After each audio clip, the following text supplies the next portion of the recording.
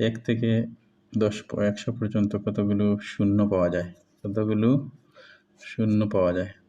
এইটা আমাদের সমাধান করতে হলে এইগুলো আমাদের কাছে একদম ইজি। শুধু এই সূত্রটা মনে রাখতে হবে। 1 থেকে 100 পর্যন্ত শূন্য আছে 11 বার।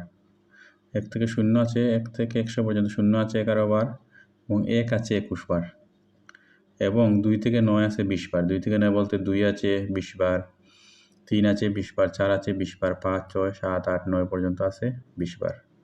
কথা ক্লিয়ার না ভেজাল আছে? অবশ্যই ক্লিয়ার।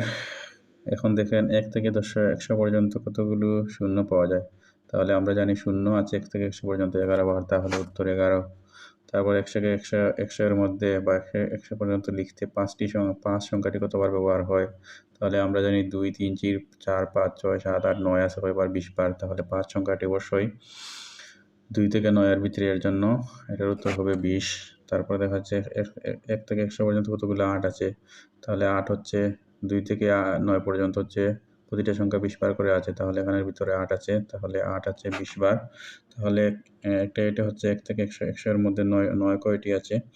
তাহলে আমরা জানি 2 থেকে 9 মানে 2, 3, 4, 5, 6, 7, 8, 9 আছে। প্রতিটা 20 বার করে আছে। তাহলে এটার উত্তর হবে 9 আছে কয়বার? 20 বার। তাহলে উত্তর 20। ফিনিশ।